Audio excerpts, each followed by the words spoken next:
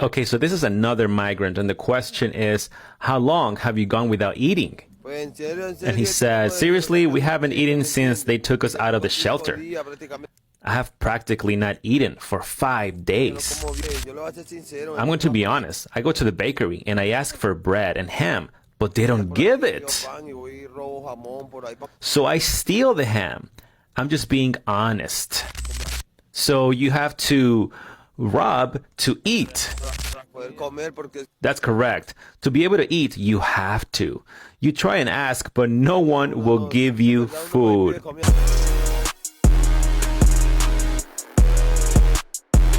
Okay, so an update on the illegal immigrant crisis in New York City, and the biggest sanctuary city in the country that welcomed the immigrants with open arms, talking about, oh, we're going to take care of you and all of that, and now can't stop crying and complaining about having illegal immigrants. So all of these big liberal cities, most of these large cities around the country are sanctuary cities, and this happened during the Trump era because the media made up a story. They lied about Trump with the whole kids in cages thing that started under Barack Obama, but they were trying to paint Trump as some evil racist snatching kids out of their mother's arms and all that. So all of these left-wing mayors started declaring themselves sanctuary cities, said we're against Trump. Trump is a racist piece of crap and we're sanctuary cities. We're not going to help Trump deport anybody. If Trump sends ICE over here, we're going to resist ICE. So now they're dealing with the consequences. New York City, sanctuary city, is overwhelmed by illegal immigrants, and we're going to talk about these migrants out here being frozen. There was one migrant, she was out there having a seizure or something was going on. She was literally sleeping in the snow, a tent, just a little small tent, no ventilation, anything like that, just a little small tent. She was out there sleeping in the snow. Next thing you know, she's convulsing and somebody had to carry her to an ambulance. But New York City is out of space. They've checked out as many hotel rooms as they can. They've leased as much land as they could, so far anyways, using taxpayer money to house illegal immigrants, criminal aliens. So now the city of New York is evicting these migrants from these shelters and hotels after 30 days. You come to icy, wintry New York, you get your free hotel stay, free shelter stay, which these shelters are crappy and dangerous too. We're going to get to that in a second. But after 30 days, they kick you out. They come in at 5 o'clock in the morning, tell you to get your crap and get the heck out. So we got migrants up here complaining and angry about it, and things are getting pretty feisty in this place. I talked about the crime a little while ago, and now we're going to look at this news clip of another incident that happened in one of these shelters that the taxpayers pay for illegal criminal aliens in New York City. A wild chain of events under investigation on Randall's Island tonight. A fight that turned into a melee outside the migrant shelter there. And wait until you hear who's accused of stabbing an asylum seeker. Here's News 4's Ida Siegel. Arrest after arrest on Randall's Island this afternoon. Multiple people placed in handcuffs, all of them migrants from the shelter that's set up here.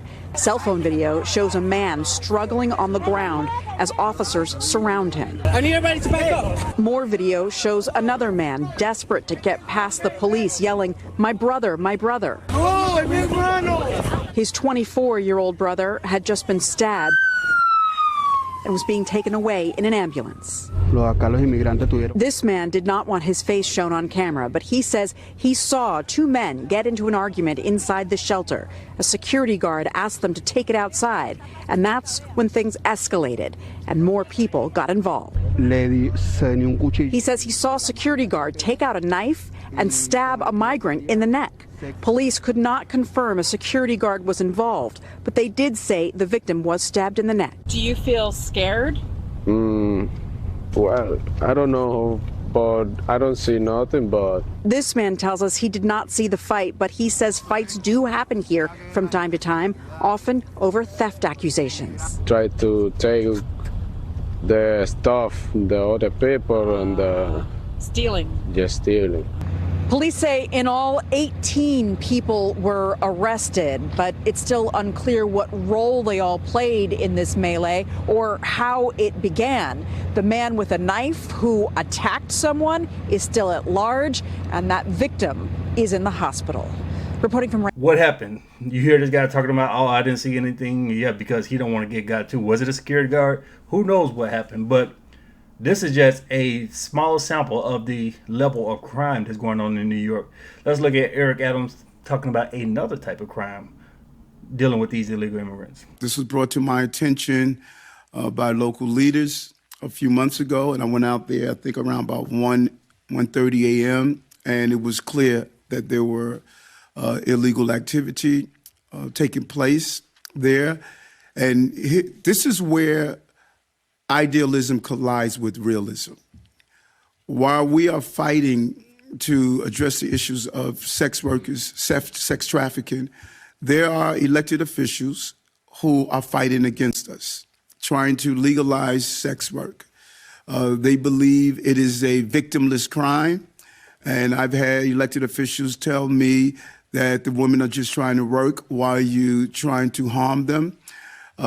There are real issues around illegal sex work, not only from STDs to sex trafficking, to young girls getting involved with it, to violence. So people who don't understand how serious this is, they are impeding our progress. We had heard that some of the Venezuelan women that are coming in might have been part of this now, this increasing population. Our intel is telling us there's a level of accuracy to that. And this is, Mary, this is what happens when you create an atmosphere that people can't provide for themselves. You can't work illegally. You can't carry out your job. When I talk about the spiraling impact of how this is going to impact our city, this is what I'm talking about. It is going to impact the foundation of the quality of life of our city. Like I said, it's pretty nasty, it's pretty dangerous. And looking at stuff like this is all the more reason to shut this crap down, to seal the border, to stop these people from flowing in, because it is extremely dangerous, especially to these young girls being sold off into trafficking. And let's read this excerpt here from AP News about some of the violence and danger going on in these migrant shelters in New York City. Earlier this month, a 24-year-old Venezuelan man was fatally stabbed inside the city-run shelter. Then last week, a brawl ended with another young man being hospitalized with stab wounds. I think one of those was the same incident from the news clip. More than a dozen people were arrested. Mariles Rivas, a 36-year-old man from Venezuela who has been living on Randall's Island, which that's the biggest shelter area, for more than a month, said there simply isn't enough security to maintain order in the shelter, which is comprised largely of single men. And that's New York's fault. You can smell the danger, she said in Spanish, as she headed out of the camp with her partner on a chilly afternoon this week. We were afraid of going back after what had happened, but we need to be here. We don't want to be out in the cold. So that's one migrant over there talking about how she's struggling, how she's afraid to go there. She doesn't want to be there, but where else can she go? She doesn't have any family there or anything. So either sleep out in the snow like that one lady did who had a seizure, or go over here and something might happen to you. So when these left-wing activist Democrats say all migrants are a net good to society, that's only because they're voting Democrat. 2 out of 3 vote Democrat. These illegal immigrants are voting in the elections. Then they raise their kids to also be hardline left-wing activist Democrats.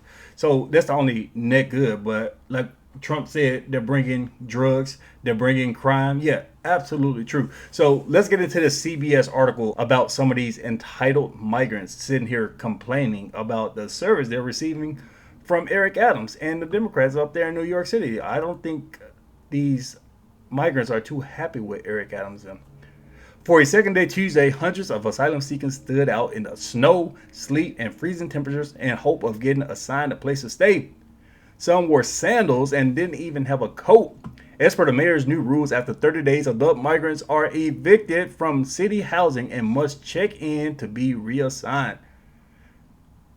So they run out of space because more and more of them are coming in. Everybody wants to go to Nueva York because Nueva York is giving out luxury hotels and PlayStation, Nintendo Switch, Obama phones, and of course they're getting that card for over $2,000 in cash. So everybody wants to go up to Nueva York, and they're running out of space. So they have to kick some of these people out in the snow. Net good to society. The line wrapped around the block outside St. Bridget's on Avenue B in the East Village. One woman said she was assigned number 13,400 447 6 days ago, huh? You were assigned number over 13,000? Jesus Christ. You talking about the DMV in hell. Golly. Her friend next to her wore socks with flip-flops in the cold and wet line.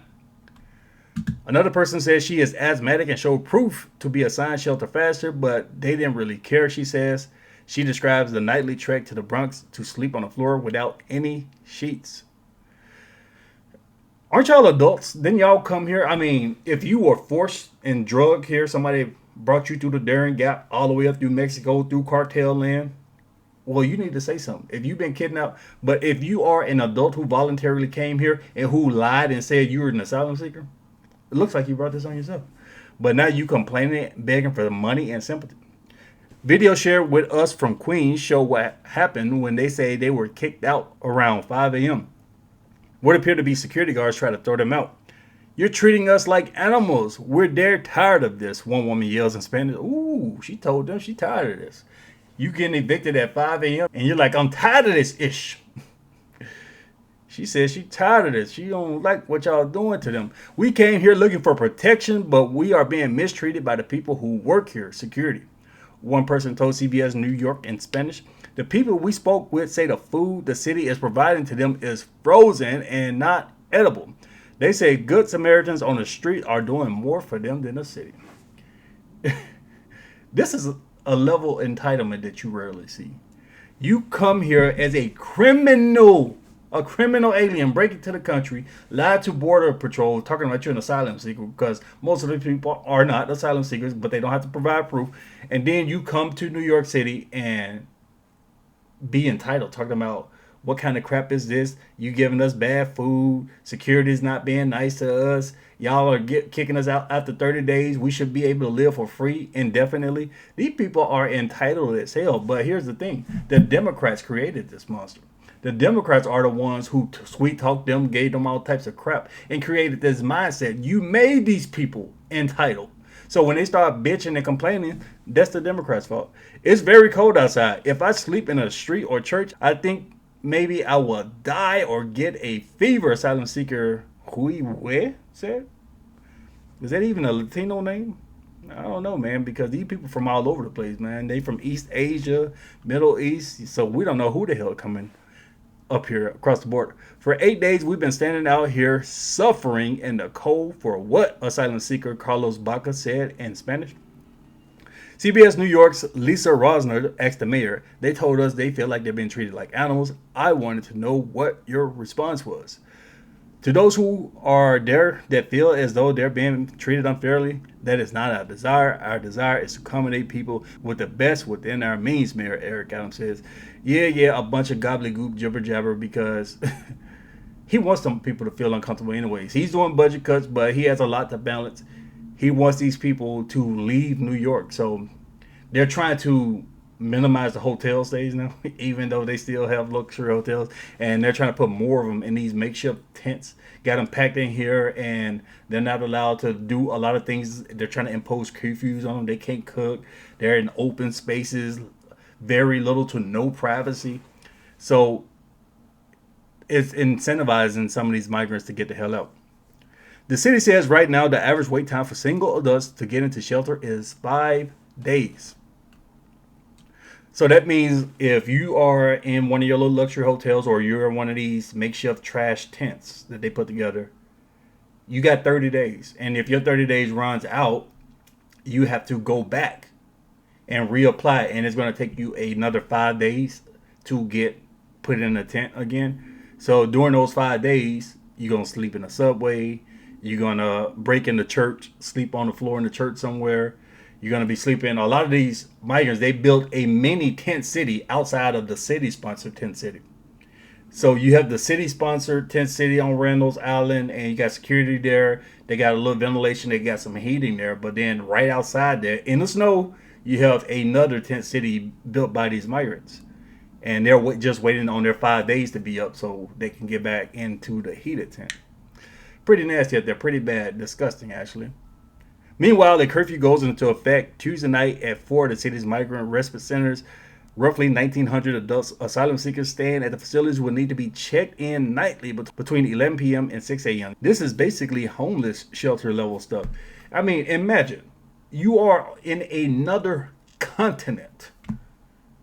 I mean, the Darien Gap is pretty nasty. That's why I keep talking about it. I mean, a large forested area down there around the border of Panama and Colombia. And it takes 100 days to get there. Animals, you got cartels, all types of violence. You trekked all this distance, suffering just to be homeless on the cold streets of New York. You telling me that you can do anything in your home country to make your life better? Some of these people dragged their kids here. You drag your children halfway across the world to be homeless on the icy streets of overrated New York City. Insanity, insanity. You would think that's child endangerment. If a regular American did some crap like that, did something to put their kid in danger, hey, let me go trek miles through the desert. Let me trek miles through these dangerous areas, and I'm going to drag my little children with me. Let me go sleep on the icy street somewhere, and I'm going to drag my children with me. I think CPS would be all over these people.